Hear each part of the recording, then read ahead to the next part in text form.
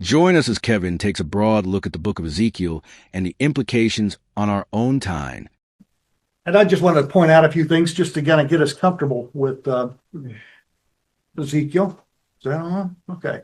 So I call this Visions of God, Judgment, End Times, and Restoration. Okay.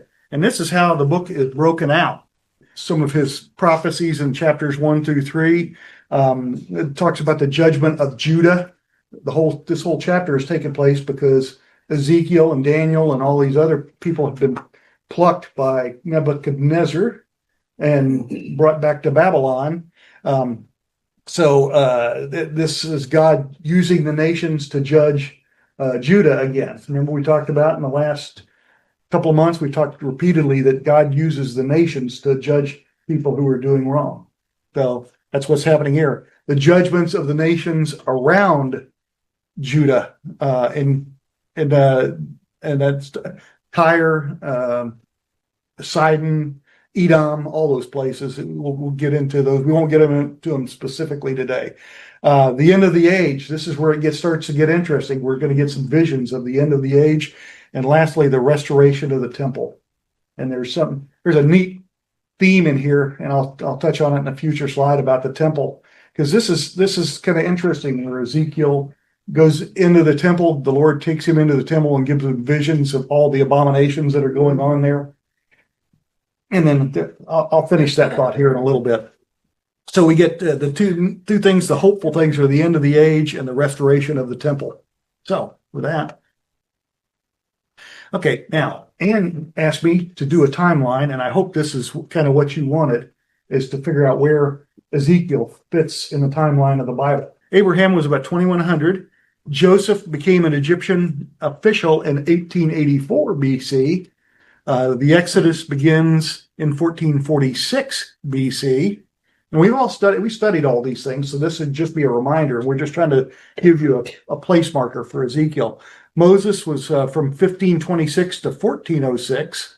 Then they come into the land, and King David is the most prominent king that we know of, 1011 to 971 BC.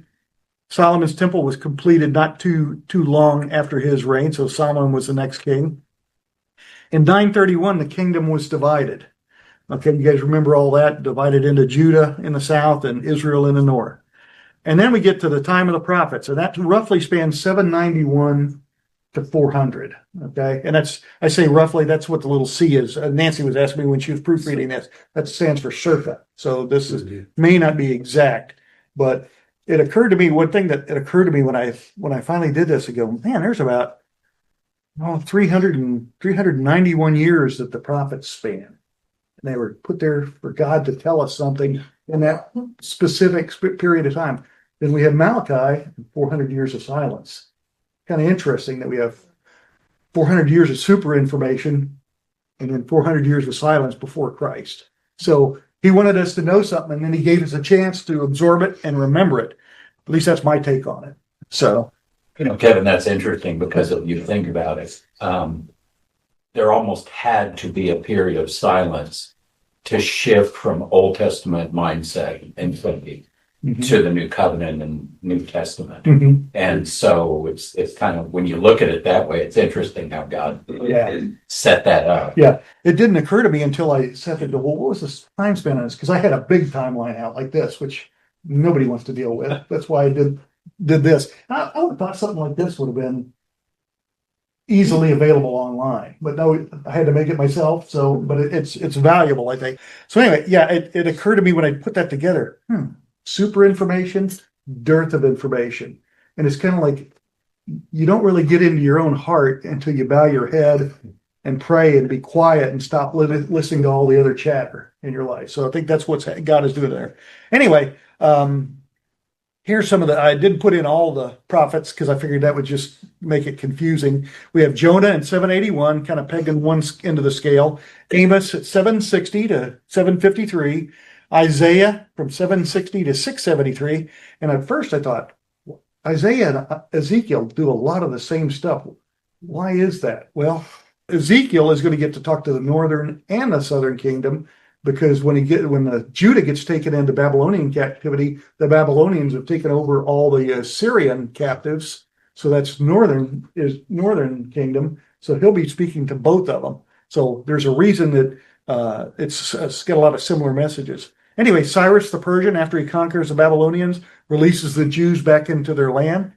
And then we have Malachi at around 400 BC. Yes, sir. Yeah, just a thought. If you look at the span of years between Isaiah and Ezekiel, you're looking at 8 to 10 generations. Mm-hmm. And you can figure that, yeah, that message probably needs to be repeated Mm-hmm. after 8 to 10 generations. Yeah, yeah.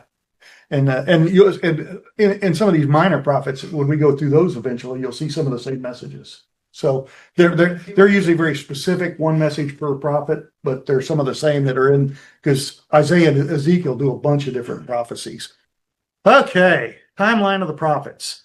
And this is pretty accurate, I think, except for Joel. They can't really, there's a big question mark of when Joel was. So I picked the earliest date there.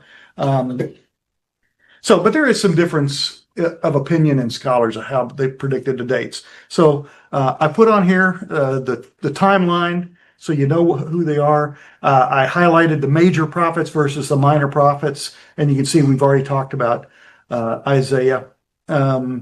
Anyway, it is, the footnote is scholar difference circa 781 BC is one theory, 450 BC is another, which is way down the scale.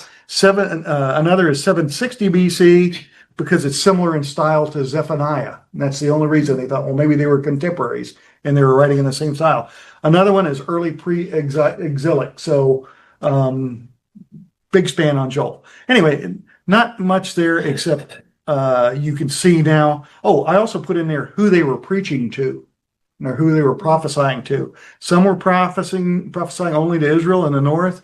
Some were Judah. It looks like Judah needed more prophesying than Israel. So, of course, maybe it's because they were already in exile by about 771 under the Assyrians. Okay, and here's the rest of them. I couldn't get them all on one sheet. So we have Daniel coming in about midway, a major prophet, and then Jeremiah, Lamentations, which is written by Jeremiah, and then Ezekiel, and he's going into Babylon between 593. Well, his prophecies were between 593 and 571. So, and then we go again down to Malachi. Okay, I'm going to give you some notes, and I tried to pick out as much historical data to give you the context. What's going on in Ezekiel's time, because I think that helps you understand all the things that are going on when he starts talking. Assyrian Empire is declining.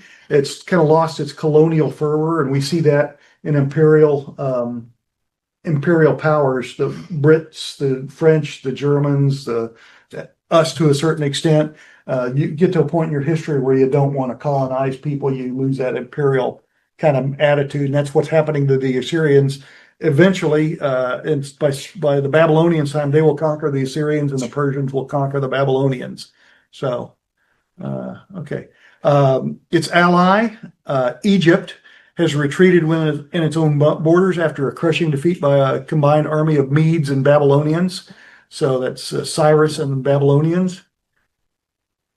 Okay. Babylon is now the emerging power, and that's where they're going to be exiled to. And it's not afraid to flex its power. Nebuchadnezzar must have been a pretty powerful king. I don't know what he was morally, but he wasn't afraid to beat up on somebody. And you'll see he goes and takes Jerusalem once, and then when they kind of turn toward Egypt and say, hey, help us out, he just goes, I'm coming back. And now he comes back and he besieges them for a year that time and ends up destroying Jerusalem.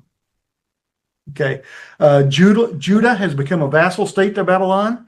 Daniel, Ezekiel, and others have been taken to Babylon to facilitate Judean loyalty. In other words, they're taking all the kings, all the high-powered people, high citizens, and Daniel and Ezekiel are some of that. There's 3 different ones, and I think it's 605, 597, and 586. I've got a note in here, so I'll probably correct myself on that.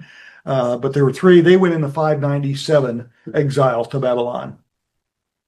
Okay, and Judah, one of the reasons they're being exiled, not because the Babylonians came and got them, it's because God wants to give them some correction. And he's using the nations again to correct them. And the bad stuff began in Manasseh's reign. which was 687 to 642. He was full blown into idolatry and pagan worship, and just spiritually degraded the nation of Judah. Okay. King Josiah, his son, ascends the throne at the age of 8, and he somehow has the wisdom to try to reverse all of Manasseh's bad habits and paganism. And that's been going on for about 50 years. He unfortunately dies at age 39. So he has 31 years to try to correct it, which he does, but it's quick. Well, I won't spoil that. Same thing, I kind of double up on myself. King Josiah eliminates the pagan idols, divination, magic. He centralizes public worship in Jerusalem, and he brings back the Passover. Okay, so he's doing all the right things, but it's not enough. There's still some bad influences in Judah. He even tried to go and campaign against idolatry in another kingdom, in northern kingdom. So he's pretty tough, I think. Okay, 39, he dies, and what happens? People choose his son Jehoahaz as their king, and he immediately returned to idolatry. Remember what we talk about, when we're studying, Genesis and Exodus and all that? And that's what's happening here. Okay. Pharaoh Necho, which is the Egyptian, installs his eldest son Eliakim, who is renamed Jehoiakim. This is going to get confusing because his son's Jehoiachin. So anyway, but he fails to obey his Egyptian overlords, and he rebels in 598. Okay, so some of the people that are left in Judah are fomenting a rebellion. Okay. Nebuchadnezzar in Babylon, he sees an opportunity and invades Judah. Okay, they're not behaving. So Jerusalem's walls are breached within 3 months, and the Egyptians are forced to retreat behind their own borders. Okay. Jehoiakim is executed, and his son Jehoiachin is installed as a puppet to Babylon. Why they thought that the son would follow any better than the father, I don't know. I'd love to know what some of the mindset is here. Wasn't it blood set? It wasn't really in their minds. This is the blood son of this guy, and they just keep repeating because of the generations. Yeah. Well, yeah, it's generational sin, and we'll talk a little bit about that too. It's just like in the British Empire; they don't get to choose either who's king and queen. Oh yeah, they get Look at their king now, man. Oh, that guy's kind of a knucklehead. It's interesting that he was installed as a puppet to Babylon, but he was like, "Man, I don't feel like." Yeah, none of these guys they were so arrogant they thought that they could buck the system. These guys just came in and crushed them. They're obviously stronger, but you'll see it doesn't stop yet. It's gonna happen again. Okay. Jehoiachin, not Jehoiakim, is just as evil. Big surprise by now, right? And he won't submit to Babylon. Okay. He secretly reaches out to Egypt. Well, you know what a secret between 3 people is. It's not a secret. So Nebuchadnezzar snaps the king, queen, royal officers, and main citizens, and lots of booty, including the temple treasure. This is when the temple treasure is moved to Babylon, which is good because Cyrus will eventually allow him to bring it back. Okay. Babylon installs Jehoiachin's youngest son as king, and his name is Mattaniah. He's renamed Zedekiah by Babylon, but he's going to be, well, I won't spoil it. He'll be the last king and the last descendant of David to sit on the throne. Yeah. In 589 BC, he launches an open revolt in alliance with Tyre, Ammon, and Edom. Edom, they're your worst enemies. And you're fighting Babylon with them. That's not going to end well. Okay. Babylon responds by invading again. This takes them a year this time, but they breach the walls of Jerusalem. And about 2 months later, 2 months later, one of the generals burns Jerusalem to the ground, including the temple. Okay. Zedekiah flees, but he's quickly recaptured, and it doesn't go well for him. His sons are executed in front of him, and he has his eyes gouged out. He's taken into Babylon in chains. Okay. Raised by fire two months later. only people left in Israel right now are the very poor. And the people that, anybody who has any sort of power is taken to Babylon. Or there's another choice, and I'll wait till I get there. Try not to over talk my slides anymore. Okay, the rest are taken to Babylon or flee to Egypt. They either fled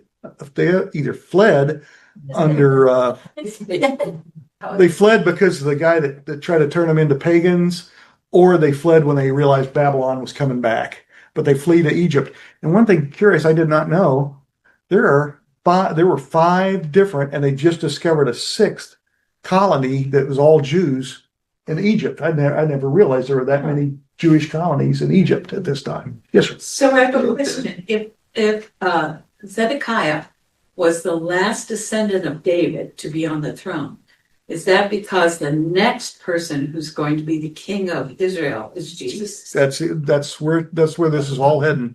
But you'll realize in history, and we'll talk about this, after they depose him, they don't bother to put anybody in there because there's nobody there. Okay, they essentially take Babylonian people and move them into the Canaan area because it's so fertile, and they want their people to have the benefit of it.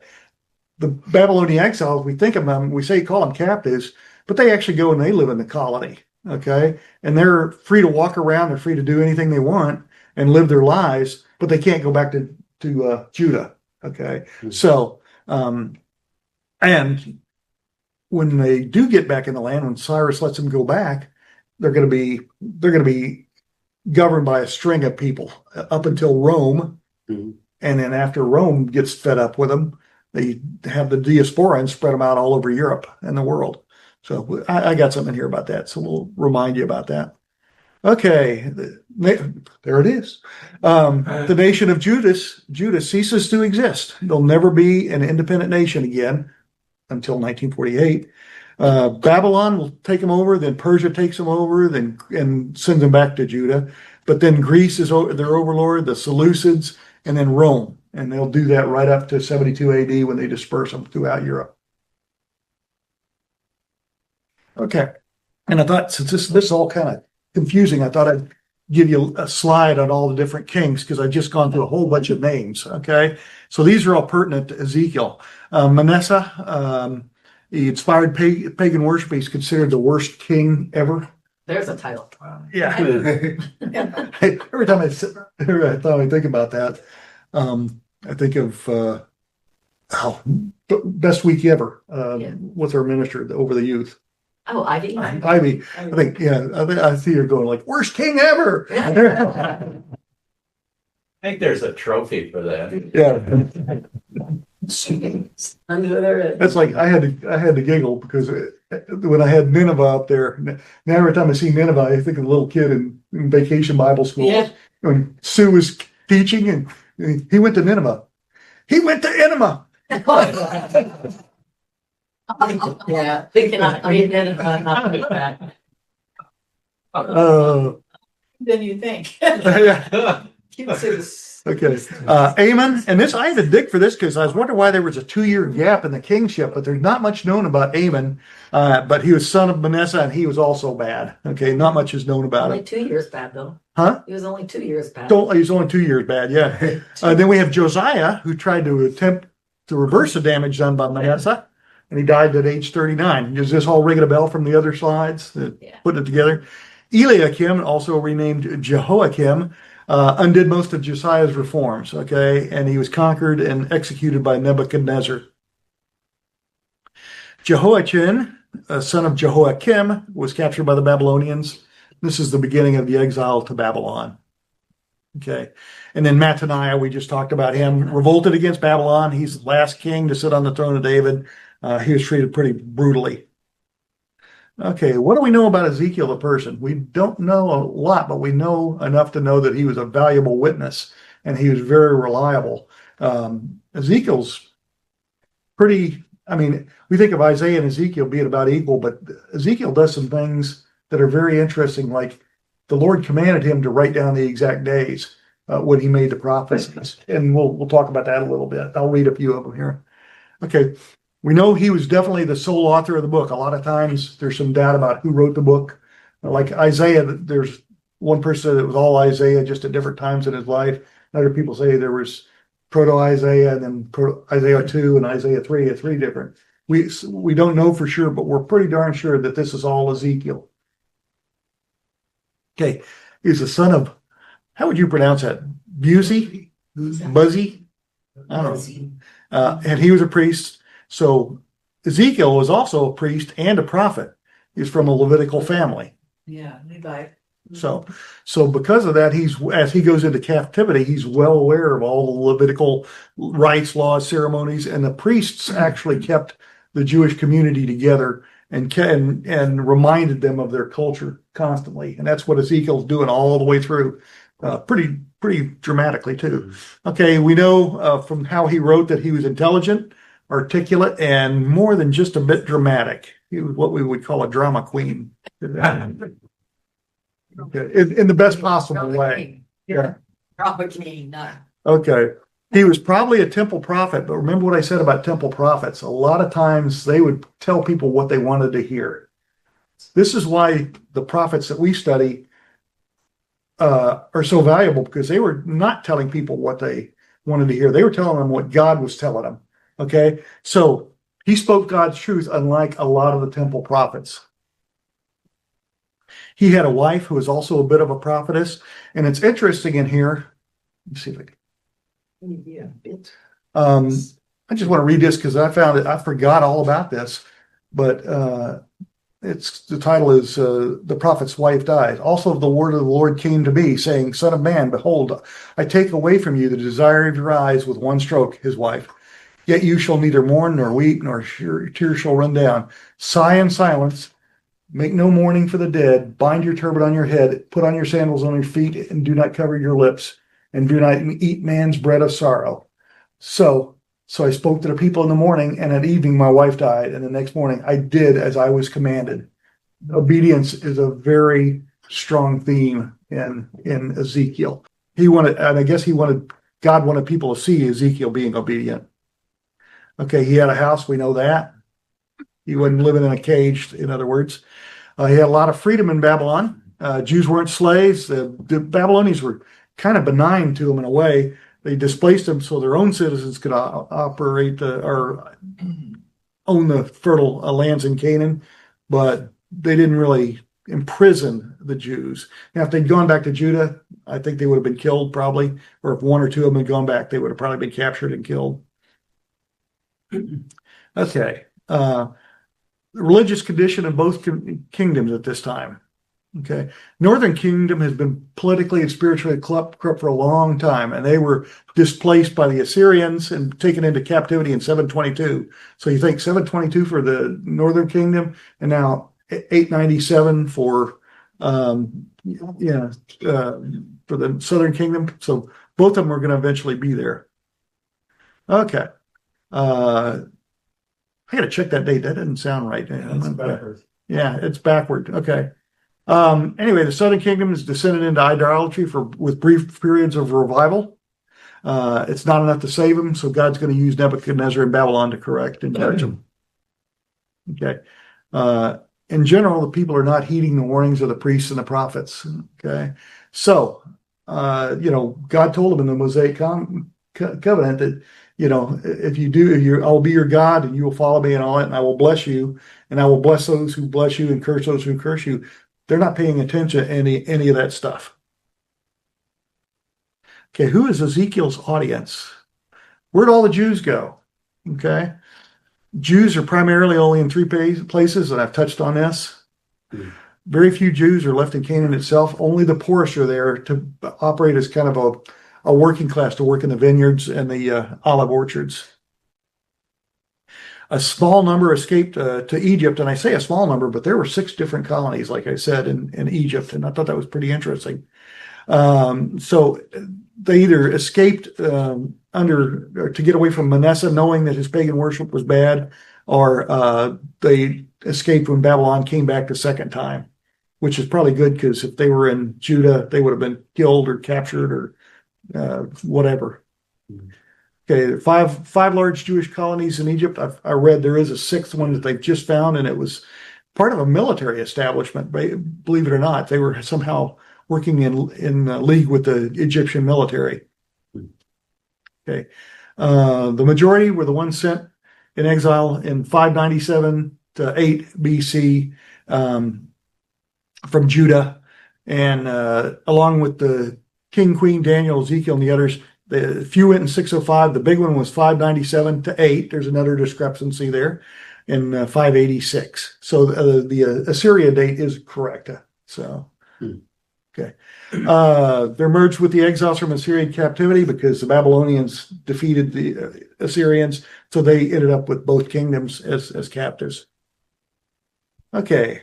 We're getting into some of the themes, and I wrote some of these out myself, and then I used a list on the second slide. So we'll make sure we touch on all the themes. If you guys see a theme that you've looked at in Ezekiel and I don't touch on it in the next 2 slides, you can let me know. Okay.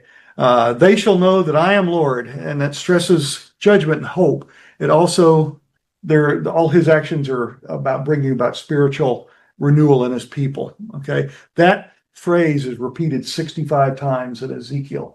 So that's a I theme. guess that's the point. Yeah. So pay it. That's like seeing therefore. You better pay attention when it's repeated 65 times. Okay.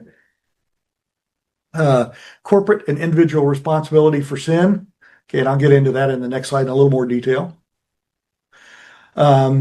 Idolatry, social injustice, public and private immorality lead to imminent judgment, but future blessings of redemption and restoration are available through true repentance. That does the judgment hope cycle again. We went through that in the last 10 chapters of Isaiah, or I think 10 or 11 chapters of Isaiah. Judgment, hope, judgment, hope. Good. Always possible to have hope.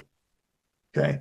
Since he is a priest, the temple and the sacrificial system and their place in the spiritual life of the Israeli people are very much woven through this by Ezekiel, just because he's a priest.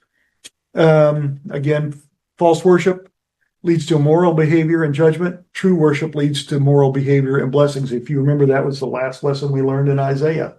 Okay, false worship versus true worship. Okay, and then the final theme. God's going to comfort the people with Ezekiel's vision of a new temple, a new city, Canaan renewed, and a renewed nation. Yeah. Mm-hmm. Okay, some more themes. Reliability of God's word. No one would believe when Ezekiel was talking that Jerusalem was going to be destroyed. Nobody believed that the nations around him who were so strong and they placed such emphasis on would be destroyed, but they would, and they're going to see it in the next generation. The glory of God. I thought this was interesting, and I did not, in reading Ezekiel through when I was trying to sort it out for how we were going to split it up, I didn't catch this, but one of the commentators did, and I thought it was interesting. God exiting the temple in chapter 10, remember 8 through 10 are basically him saying how the temple has been defiled, and then I'm out of here. This is not my house. This is not my temple. But he'll be coming back in chapter 43, so that's a symbol of the old being replaced by the new in Jesus Christ. So I think that's a wonderful image. Okay. Individual responsibility. Person's responsible for his or her own sins, and that's in chapters 18 and 33. Israel's long history in sin, basically the whole book. Basically the entire Old Testament, I guess, but he's going to emphasize, you guys have done this all along and every time, and you've not gotten any better. The kings of Israel and kings of other nations are going to play a big part in Ezekiel's prophecies, and I've listed out the chapters here. When I send them out, you don't have to write them down. I'll get them sent out for you. Okay, God's holiness and our responsibility for obedience.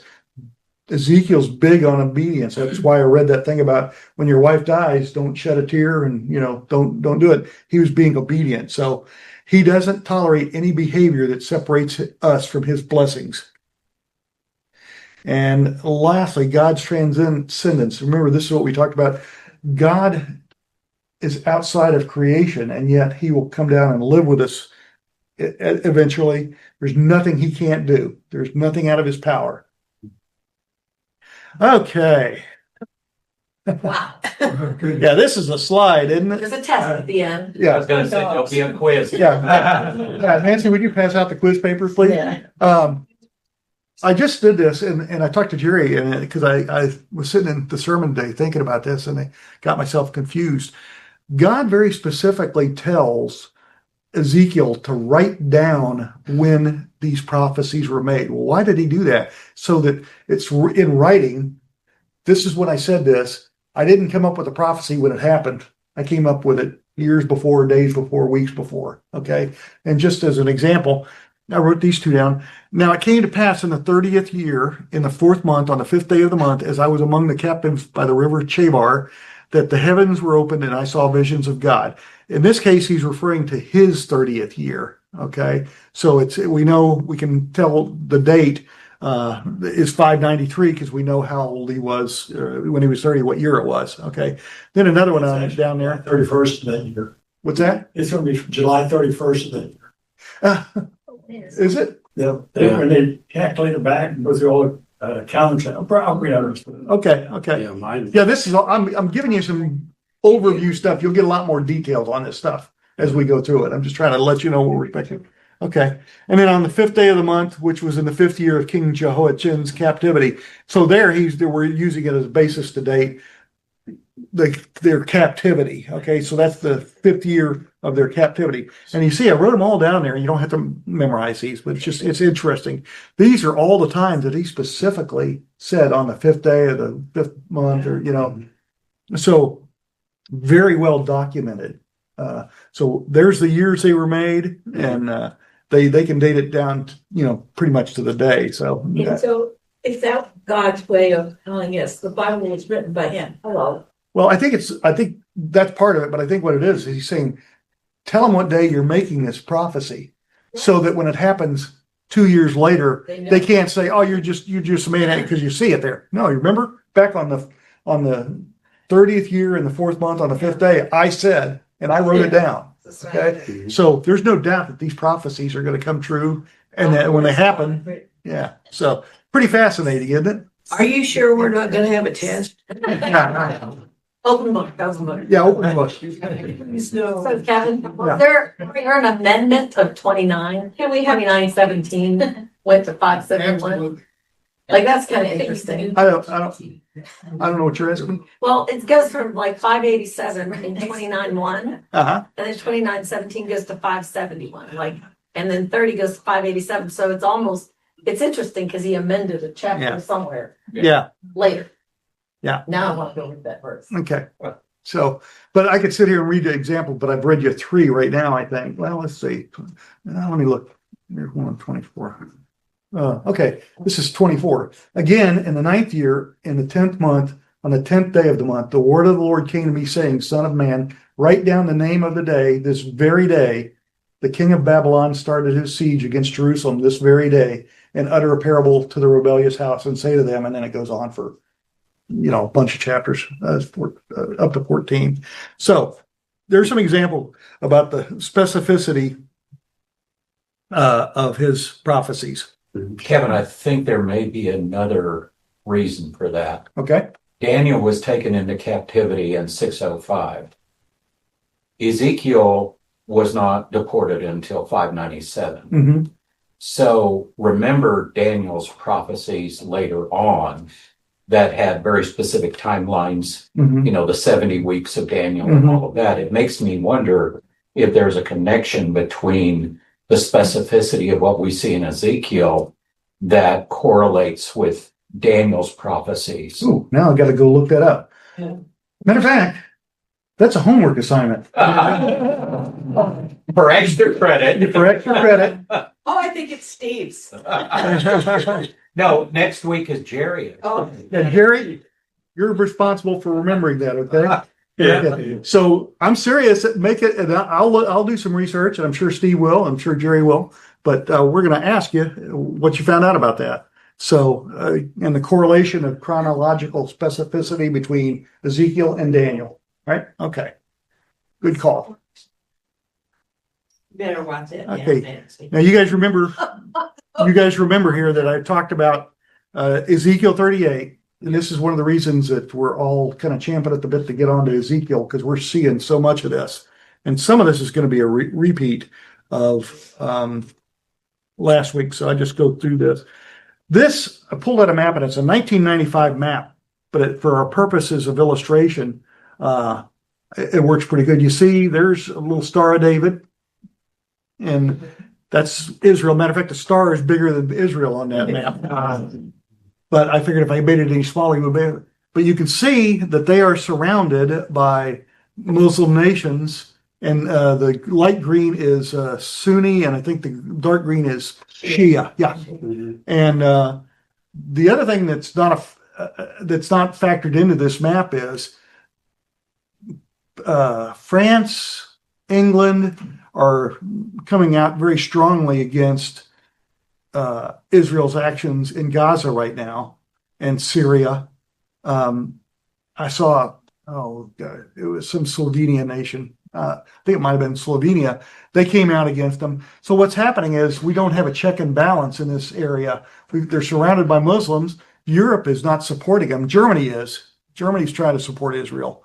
So we don't have the checks and balances from the European states protecting Israel. So it's setting up a scenario. And Don, to your question, how far is that's Iraq right there? 400 miles.